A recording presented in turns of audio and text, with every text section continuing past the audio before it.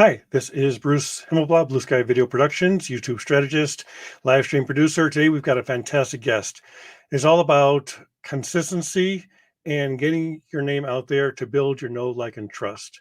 And one of the key ways to do it is stop making those cold calls, create your own brand, and create your own podcast. Coming up next, Mark Savant.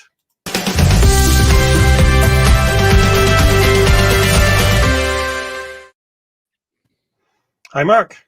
Hey, Bruce, how are you? It's good to be here. Good. And I actually got the name correct. Usually I stumble over names because I just kind of fly over. I'm like, okay, who's my guest today? Well, we've been getting to know each other in Clubhouse. I love what you're doing here, helping people really expand their video knowledge. And quite frankly, Bruce, I think that learning how to communicate digitally is the most important skill we can be learning in the coming months and years. So I'm thrilled to sit here for a few minutes with you and talk about it. Excellent. And as far as who you are, what you do, I think one of the key things is that you promote the fact that you make podcasting simple. And in my teaser, we talk about cold calling and how you should stop making cold calls because they have no idea who you are and they have no idea what your product is. With podcasting, you're like a national person and you're creating a name for yourself and they actually come to you. Well, it creates credibility. I mean, how many times if you answered a phone and it's like your car's extended warranty is expired, like it's pointless. But if you get a call or if you get a LinkedIn DM from someone and I can click on their bio, their page is very clear as to what they do and who they serve. And then I can listen to a couple episodes or a couple videos or a couple podcast episodes about this person. You get to feel like you know them and you build that know, like, and trust, which is so important that is impossible to get across in a cold call. Yes, I think we did we're running some podcasts and some videos way back in the early 2000s. And we went into this conference and the guy walks up to me and says, "Hi, Bruce." And this guy's from Russia. He's a filmmaker and I've never seen him before. He's like, "How does he know who I am?" It's because we've been doing filmmaking podcasts and streams. Yep.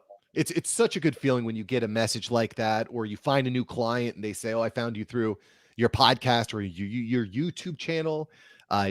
It's a really good feeling. And that's really what I try to help people with, because that's something that I've experienced over the last 4 years of falling down a mountain and hitting every single rock on the way down. But I've just found personally, Bruce, that podcast production in and of itself is just so rewarding.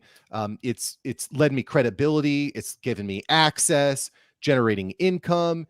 And it's just a really exciting time. And frankly, Bruce, I think that people underestimate what we have access to right now. It's really easy to get caught up in, oh, there's too many podcasts out there, or I can never be bigger than Joe Rogan. And that may be true, right? Joe Rogan's pretty big. But there's never been a time in human history where you can open up a little device and reach billions of people potentially. The market is infinite. The tools are tremendous. Automation is tremendous. There's just a lot of good opportunities out there. And I think that in 10 years, the ability to record a show might not be there. It might be impossible or much more difficult to stand out. But right now, you can really turn the needle on your business and on your personal brand by producing content through a podcast or a YouTube show. Yeah, I think the biggest obstacle right now is the fear of actually getting started and doing it. Yeah, for sure. I mean, it's especially if you've never been on video before. I remember the first time that I got on video, my heart was boom, boom, boom, boom. I could feel my stomach, right? But over time, it gets easier. It gets easier. It gets better as you get more comfortable, as you put in more reps. But what I try to do really with clients, Bruce, is I just try to make it easier. I try to, because I think a lot of times I was working with a client earlier today who's launching a show, and they just had a lot, they weren't sure about their dates and their calendar and their promotional, is my messaging right? How does the website look? And I think that, what I try to do is just say, hey, this looks good. Let's clean this up and just try to give some real direction, some real systems with which you can put your show on. Because when you have the right systems in place, the production is easier, it's smoother, you're giving better information across platforms, it's cohesive. And that's, I think, when podcasting becomes fun. I think one of the big differences between what we're doing right here, which is live streaming, and doing a podcast, which is pre-recorded, is you can get over those nerves. You can stop, you can edit, and you're not on camera. So do you see a big difference between the podcast world and the live stream world? Yes and no. There's pros and cons, right? I think with a podcast, you can be a little bit more thoughtful. And there's different strategies that I employ. Like, for example, when I'm recording a podcast, I take more breaks. Like I'll take silence. I'll let silence ride out for 5 seconds after a key point, or if I want to edit something out, or you can't really do that in live.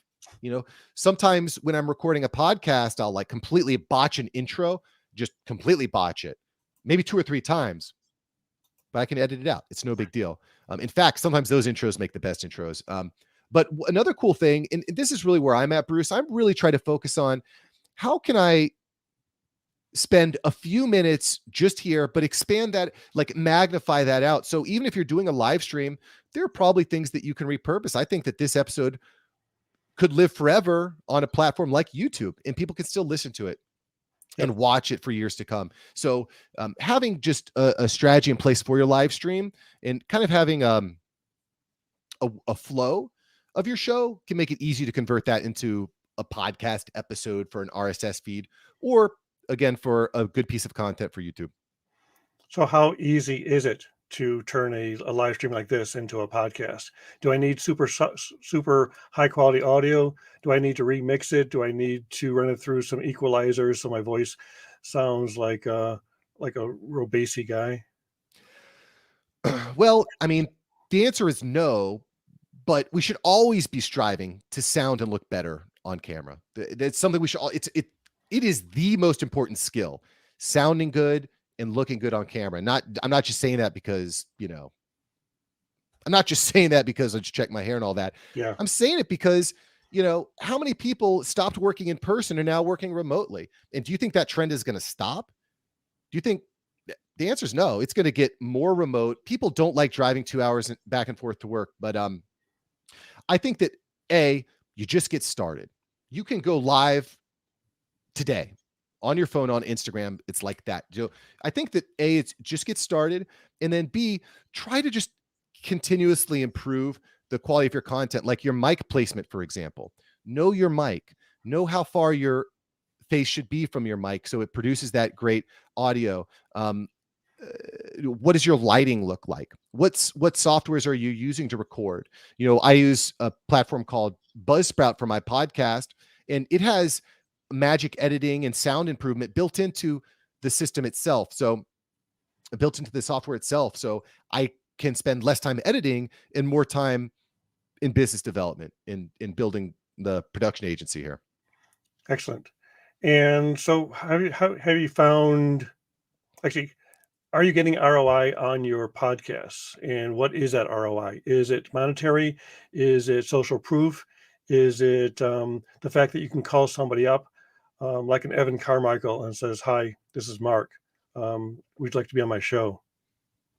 All of the above. Income, credibility, access. It just opens up so many different doors. And something that people don't even talk about, that I've been talking about a lot here today, I don't know why, but something that people don't talk about is the skill set that you learn from producing a podcast. Again, I kind of keep hitting on this point, but learning how to communicate well via a microphone and via a video is I cannot understate it. Everyone's out there investing in Bitcoin and in gold and silver and whatever.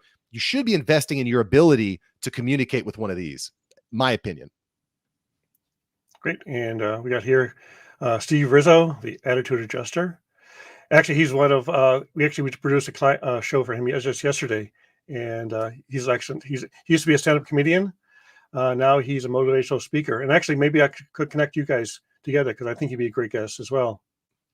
Yeah, it'd be great, Steve. Thanks for being here, and glad to pour in a little wisdom that I've developed over the last 4 years of tripping and falling over myself.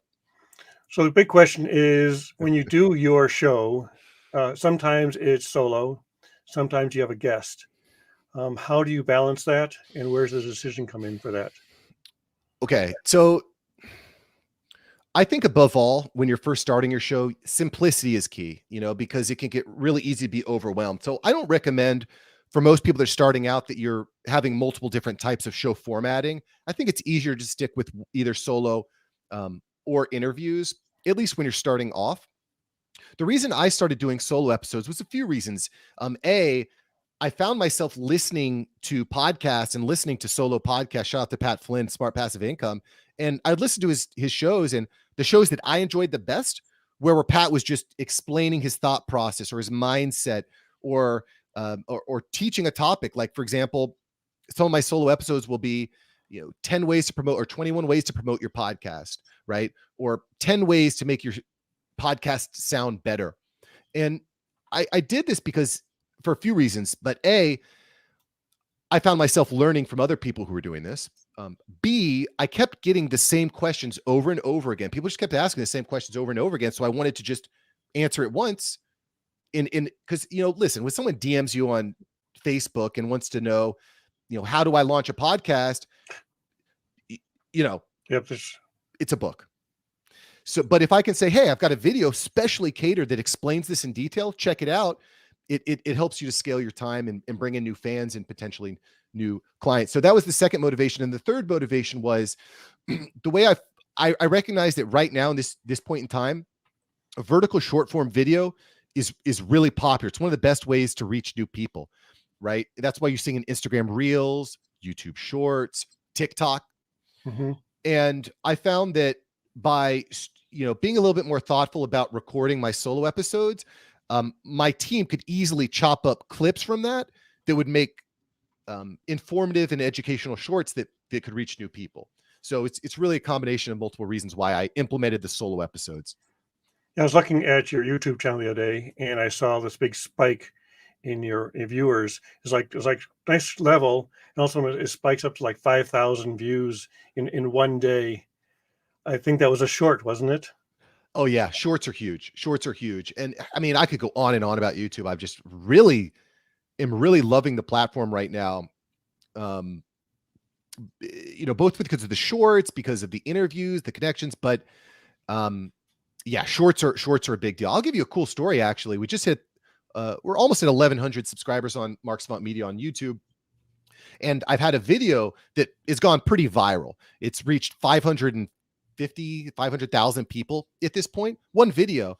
And that's the power of video of YouTube. It's very hard to get that type of reach on other platforms. But again, if you're thoughtful about your show, if you're actually delivering something that people need and want, your show can really take off. I'll give you another example. I don't know the name of his show, but a colleague of mine, Rich Cardona. He's been Yep, you know Rich? No, actually, I'm thinking of Grant Cardone. Oh yeah, Rich yeah, Rich Cardona. Okay. Yeah, Rich Cardona. Anyway, he's a video creator, big on LinkedIn, and he launched a new podcast all about NFTs. Okay, and it's just completely blowed up. His previous show was, I don't want to talk all about it because I don't know about it, but it was good. But his new show is just blowing up. I think after the first couple of weeks, he reached like 100,000 downloads on his podcast, which is really a big deal. And that's because A, he's got the experience of producing a good show, but B, he's hitting on a particular topic that's really trendy right now. Right. And it's really trendy. People want to know about it. What can we do with NFTs? What are NFTs all about? So he created a good show about NFTs and leveraging the playbook of good launch strategy, good messaging, keywords, etc. He was able to just really elevate that to the next level, which I've been very impressed about. And so one question we were talking about earlier was consistency. I've seen some channels that are all over the place. My channel is somewhat like that. I've got film, music, and business all wrapped into one channel. Mm-hmm. And as far as subscriber base and building a community, my community is coming there for different reasons at different times. Mm-hmm. How have you found your consistency, and what is your main message? Right. So, man, this is such an important topic and something that I think every creator struggles with to an extent. And I think that when you look at brands and creators, businesses that are very successful, they execute this at a really high level. Consistency in messaging, consistency in the value that they bring to the audience. So what I do at Mark Savant Media is I simplify podcast production, make it really easy, really beautiful, make it sound good, make it look good, right? So that's my business, Mark Savant Media. My show, The After Hours Entrepreneur, is almost more of, it's a little bit more broad, and this is something I've thought about. But what The After Hours Entrepreneur is about, it's about that journey. It's about that journey to turn your side hustle into your primary form of income, right? That's what The After Hours Entrepreneur is about. So I bring on guests and experts like Pat Flynn, Nick Nimmin, Benji Travis, Jasmine Starr, all these great guests. So, they can share their stories. They can share what's working now, how they got through the downs. And it's honestly, it's been really powerful for me, because I'm able to get basically free mentoring from these awesome people. And it's really helping me to elevate my business. I'll give you an example. I had an episode with Pat Flynn earlier this year. That was, I don't know, January, February. I can't remember exactly, but anyway, I had a podcast episode with Pat, and we talked about my business. We talked about my show. Then we talked again about 5 months later. I said, listen, Pat, the advice that you were able to give to me and the discussion we were able to have, I've made more money in the last 3 months than I did the last 4 years, and I think that the access to expert advice and promotion is very big, very much a big deal too. Yeah. So again, we're talking about it's more about who knows you as opposed to who you know, because I mean, I know George Clooney. I'm not sure if George Clooney knows me. Yeah, absolutely. And that's how you get referrals too. If you're trying to win business, when people see you showing up consistently with a consistent message and consistent credibility, consistent testimonials, people will start referring you business because they know that's what you do. And that's something I've been working on, because, when you're first building a business, I think that most people aren't 100% clear on exactly what they do and exactly who they serve. If you are super clear, 100% clear, that's the key. But not all. We don't always start off there, and at least I didn't. So my side hustle journey, my after hours entrepreneurship journey, has evolved a lot, and I think I'm finally getting to a place now where I really understand the needs of my client, my customer, and my audience, and I can continue to serve them. Because there's been times where I've tried new things, it's gone the wrong direction.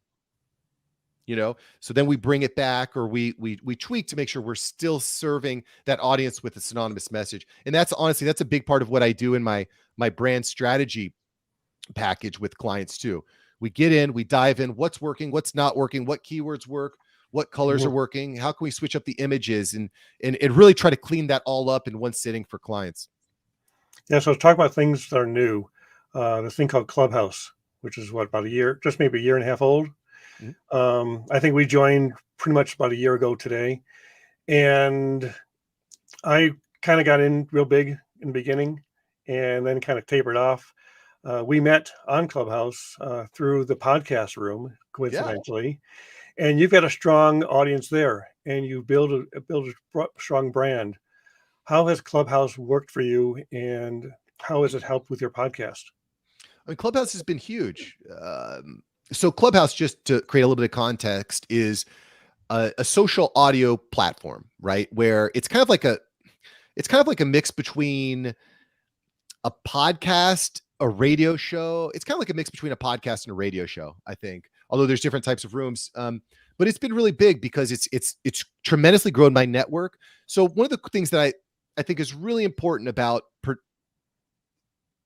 promoting a show, about meeting new people, about establishing credibility, is giving quick wins, right? Yep. And one of the things I love about Clubhouse is I'm on stage. I have a moderator badge, which builds my credibility. I've got 3 or 4 or 5 other moderators that help establish my credibility, and vice versa. And then you bring guests on stage. They ask a quick question. You give them a good answer.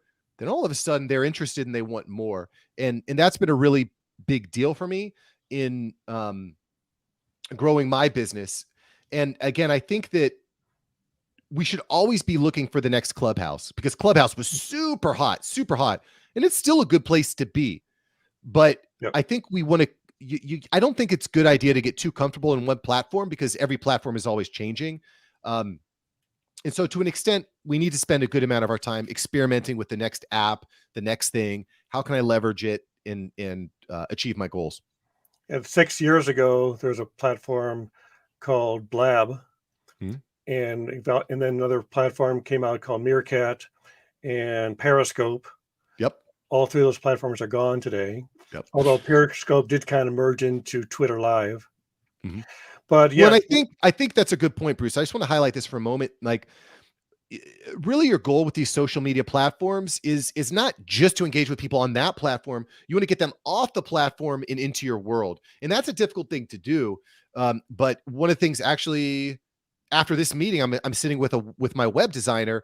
We're overhauling the entire website at MarkSavantMedia.com, because I want that to be a place where people can go and live. You find me on Clubhouse, we mhm, engage on my website, and then even if Clubhouse goes the way of the dodo bird, well, we still can keep that relationship going strong. yep. And again, that is, I think the key is build your email list, because you don't own Facebook, although I think I've got one share of it, but you don't own Google or anything of these platforms, but you do own your website and you do own your mail list. So by getting those people to come to you, giving you permission to send out messages, like I've got an email list I sent out talking about the show. And a lot of my audience are 9 to 5 workers, so they're going to come in after the show and watch the replays. Sure. So And again, let's talk about audience and let's talk about community. Um, how do you engage with a community on a podcast, since it's basically almost a one-way conversation? it's tough. And that's, I think, one of the biggest challenges of podcasting is, again, it's hard to get that engagement directly, because it's one of the things I like about YouTube is people like Steve can come in here, just leave a comment, and we can engage in real time. Right. So what I try to do with the podcast is, again, that's like the long form piece of content where it can really go deeper on a topic, and it can really teach something. By the way, just a side note, using your podcast to collaborate with your website's lead magnet, great way to bring people into your atmosphere. But um, as far as engagement goes, some of the main things that I try to do is, uh, to kind of expand on this fact, is I'll create episodes that teach a specific skill or a specific topic. Like, again, how to get better guests on your podcast, for example, right? And I'll say, here's 10 of my ideas. I want you to DM me, or I want you to email me to, let's talk. I want to hear more about your ideas. Or you make these different ways of getting people to email you. But you have to make compelling offers. And I think this is a mistake I hear with a lot of people that are newer to social media, is they'll say stuff like, please like and subscribe so I can grow my channel, or something like that. Help us get bigger by subscribing, or tell a friend so can we get more downloads, or stuff, or they'll say, this is a common one, leave a 5-star review. That really helps us grow the show, right? Newsflash, unless you're really good at, and you have a really strong mission or vision, most people are selfish and they don't really care so much about your growth. They care about their growth. So what I try to do with calls to action on my podcast is try to say, hey, connect with me here so we can go deeper on your growth. You've grown just by listening to this episode. Now you've got 20 different ways to promote your show. Let's take it a step further. Let's get on a call. Mhm. Go to my website, book a call, and let's take your journey a step further. So again, it's the way that I think about it is just framing everything around the listener, around the viewer, around the customer, around the client. And when you think about stuff in that context, I think it's easier to convert people. It's easier to get people to engage with you on other platforms. Definitely. And I think I was looking at another one of your videos. It had a circle.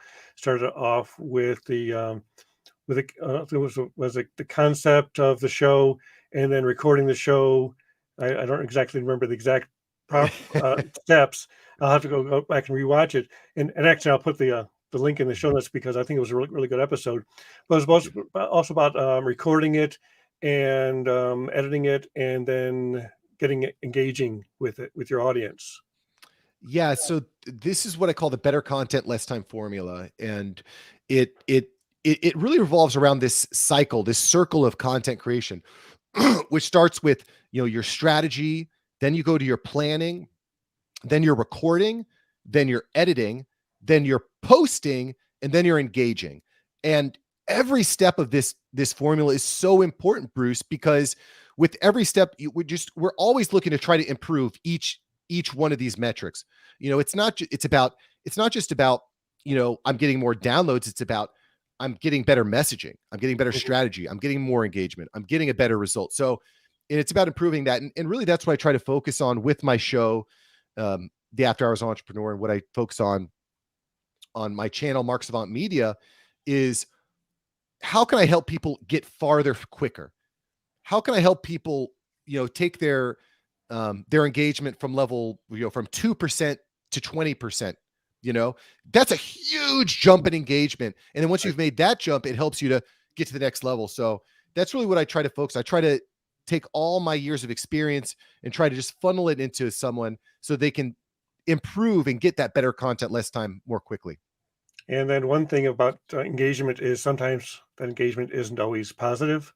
No. I mean, not to just totally ignore the spammy stuff and the flaming, but sometimes it's like, you really should do this or something like that. So how do you take constructive criticism from your audience, and do you re-engage with them saying, no, I'm right, you're just a listener? So there's definitely some of that. I mean, I don't listen, I don't get into wars with people on social because they don't like my face or, whatever. They don't like the palm trees in my background. Like, okay, like, I'm not for you. And I think that's something that I took on early, is I'm not for everybody. There's some people that just aren't going to like the way that I speak, or they don't like my slang, or they don't like the jokes that I try to interject in my show. And that's okay. There's like 7.5 billion other people out there that I might be for. So that's part of it. However, if someone is willing to stop and actually give you some constructive feedback, some constructive criticism, that is probably one of the most valuable parts of the engagement step. Because there are things that you're doing that probably aren't good, that could probably be improved. And if you take this feedback with a grain of salt, it can definitely help you to improve. Sometimes the advice is just not good. Some of the times the stuff is like, I don't like the color, whatever. But a lot of times it'll be stuff like, your intro was boring, or the audio quality was not good. This type of stuff you can really think about and maybe ask some of your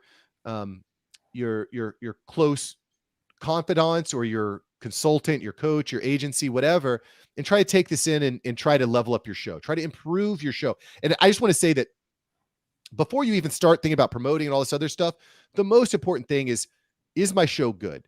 Is it boring? You don't want to have a boring show. You want to constantly be working on making your show more interesting, more exciting, and bringing in new people. And it's hard, but that's the way I see production. So your show is distributed across multiple platforms. Here's one. So you're on the Facebook at you're Mark Savant across everything. Yeah, you can find Mark Savant Media across every platform. I'm on YouTube, Facebook, Instagram, LinkedIn, Mark Savant Media, all over the place. And it's an exciting time for me because we're actually rebranding a little bit right now to just really clarify. And I think this is so important. You talked about this earlier, Bruce. It's not being confusing, because, I found this. So we talk about feedback. This was a piece of feedback that I found so valuable. I was messaged the other day by a family member, and we were talking about different things, and this family member said, "Oh, by the way, I love what you're doing online. You keep popping up in my feed. I don't know exactly what you're doing, but it looks great. Keep it up." And if someone says something like, "I don't know exactly what you're doing," alarm bells should be going off everywhere, And I found that over time, over the past few years, I've oftentimes tried to be too clever with my naming, with what I like. So clarity is so important. And that's something that I'm really leaning into right now as I go through this better content, less time formula. How can I be more clear? I want someone within 2 seconds to know exactly what I do and make a decision on whether or not that might be something that's helpful for them. Yeah, it's really important. Yeah, because again, I think my parents didn't know what I was doing for the first 15 years of my business. Right. But now everyone knows what video production is, right? It's a huge deal. But again, just being clear is something that I'm putting a much larger emphasis on. So podcast production made simple. You can see it right here. That's when someone sees that, I think that they realize exactly what it is. They're going to help me produce my podcast more quickly and more easily. So, Yep. So your main contact would be through your website, MarkSavantMedia.com. yeah, find me at MarkSavantMedia.com, and I would love to connect, see how I can help you grow your show. So you're pretty much Mark Savant Media across all social platforms, Facebook, YouTube, just Yep. or either that or the After Hours Entrepreneur, which Yep. one's easier to find? Yeah, so you can I think that Mark Savant Media is easier to spell. I always get my E's and my U's mixed up in entrepreneur. it's a complicated word. I don't know who thought of how this is how we're going to spell entrepreneur, but yeah, it's a complicated word. But yeah, you can find MarkSavantMedia.com everywhere. I'm building out it. Again, we're always learning, but the website is really being fleshed out to be a trunk of a tree. So when you land on MarkSavantMedia.com, that's going to give you the trunk of the tree. And then there's going to be a few branches that offshoot so you can learn a little bit more about how I'm serving the audience, how I'm innovating, how we're improving the lives of business owners and podcasters across the world. Excellent. So let me pull that up real quick. Let me see if I've got it here.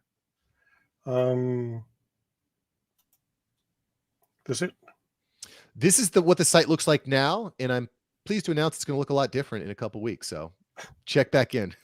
Yeah. So basically, you've got a call sheet and some of your guests you've had on your show.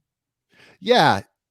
So just trying to again be more clear about what I do, how we serve. You'll see there's social proof, there's credibility, there's some other episodes that you can check out, testimonials, and then on the first, what we call above the fold at the very top, it's just a couple words and then a big button. So if someone wants a podcast cheat sheet, they click the button and they're in. That's the thought process. But listen, we're leveling it up, so I'm really excited about what's coming next. Excellent. So the key is always change. Don't just rely on what's worked in the past, because it may not work in the future. You have to keep innovating, improving, and being clear about the value that you deliver. That's what I'm really focused on right now. Excellent. So great. You've been a great guest. Thank you very much. And to follow you more, we've got your website, and you do a Clubhouse show every Saturday morning. Yeah, Clubhouse, Saturday mornings, 10 a.m. Eastern. Grow your podcast. Be there. Excellent. And we'll put that in the show notes as well. Appreciate you, Bruce. Good seeing you in person. Bye.